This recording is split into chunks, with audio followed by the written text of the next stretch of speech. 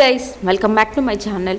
ఏంటా ఇది అనుకుంటున్నారా? మా అత్తగారు వాళ్ళ అన్నయ్య కూతురు మ్యారేజ్కి వచ్చామన్నమాట మేము. అయితే తనకి తోడు పెళ్లి కూతురు కావాలి కదా, తోడు పెళ్లి కూతురుగా మా అమ్మాయిని కూర్చోబెట్టాం. ఫస్ట్ టైం అనమాట. ఇవన్నీ చేయించుకుంటుందో లేదో అని కొంచెం భయంగానే కూర్చోబెట్టాను, కానీ హ్యాపీగానే కూర్చుంది. ఫస్ట్ వెళ్ళి కూర్చున్నప్పుడు చాలా బుద్ధిమంతురాల్లాగా చక్కగా కాళ్ళు ముడుచుకొని కూర్చుందనమాట. ఇంకా అలా కూర్చుంటే హ్యాపీగా ఫీల్ అయ్యాం మేము అందరం, ఏడవకుండా కూర్చుంటుందని చెప్పేసి. అయితే ఫస్ట్గా పెళ్లి కూతురుని చేసేటప్పుడు పెళ్లి కూతురు తల్లిదండ్రులు పెళ్లి కూతురుని చేయాలి కాబట్టి వాళ్ళిద్దరూ నలుగు పెట్టేసి దీవించేశారు బట్టలు పెట్టి. ఆ తర్వాత మా అత్తగారు వాళ్ళ అక్క కూతుర్లు, ఇంకా మా అత్తగారు వాళ్ళ అక్క, ఇంకా అలా అందరూ ఒకరి తర్వాత ఒకళ్ళు వచ్చి పెళ్లి కూతురికి నలుగు పెడుతూ ఉన్నారనమాట. ఆ నలుగు పెట్టే క్రమంలో మా అమ్మాయి మధ్యలో ఏడుస్తూ ఉంటే ఇంకా నేను వెళ్ళి తన వెనకాల కూర్చున్నాను అనమాట. ఇంకా అలా కూర్చున్న తర్వాత తను ఏడవడం అనేది ఆపేసింది. ఇంకా తను ఆ టాపిక్ అనేది డైవర్ట్ అవ్వడం కోసం అని చెప్పేసి కింద బంతి పూలతో డెకరేట్ చేశారనమాట. ఇంకా ఆ పూలతో ఆడుతూ అటు ఇటు చూస్తూ ఉందన్నమాట. ఇంకా మొత్తానికి కార్యక్రమం మొత్తం తను ఏడవకుండా ఎట్లా ఒకట్లా మేనేజ్ చేసేసాం మేము అందరం కలిసి. చిన్నగా తను కూడా కూర్చుంది. కార్యక్రమం మొత్తం అయ్యేంత వరకు హ్యాపీగా ఏడవలేదు.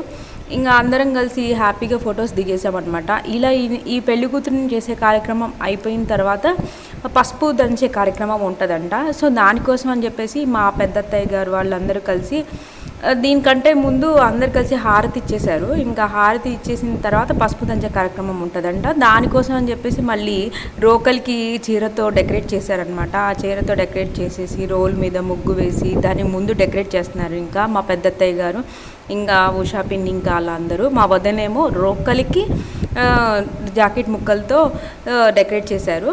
ఇంకా అలా వాళ్ళు ఒక సైడ్ అలా డెకరేట్ చేస్తుంటే మేము బయటకు వచ్చేసరికి మంగళ స్నానాల కోసం అని చెప్పేసి బయట డెకరేట్ చేస్తున్నాం పూలతో, నేను అని ఇంకో వదిన కలిసి.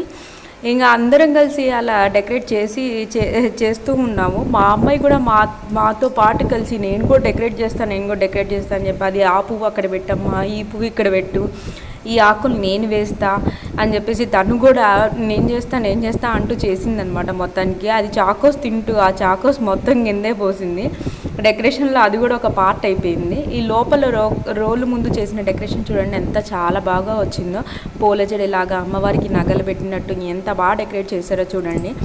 ఇంకా ఆ డెకరేషన్ అంతా అయిపోయిన తర్వాత పసుపు కొమ్ములను రోల్లో వేసి ఇంకా అందరు కలిసి ముత్తైదులు దంచుతూ ఉన్నారనమాట. ఇంకా ఒక గ్రూప్ తర్వాత ఒక గ్రూప్, ఫస్ట్ పెద్దవాళ్ళు తర్వాత చిన్నవాళ్ళు, అలా అందరం కలిసి రోలులో ఉన్న పసుపు కొమ్మలు కూడా అందరం కలిసి హ్యాపీగా దంచేసాం అనమాట. ఆ కార్యక్రమం అయిపోయిన తర్వాత వడియాలు పెట్టే కార్యక్రమం ఉంటుందన్నమాట. ఈ వడియాలు పెట్టే కార్యక్రమానికి కూడా గౌరమ్మని చూడండి ఎంత బాగా డెకరేట్ చేశారో. కళ్ళు, చెవులు, ముక్కు, బొట్టు లాగా అన్నీ గౌరీదేవిని కూడా ఇంత బాగా డెకరేట్ చేశారో నాకు ఇప్పుడే తెలుసు. ఇది క్రెడిట్ మొత్తం మా పెద్దత్తయ్య గారే, చాలా బాగా చేశారు కదా.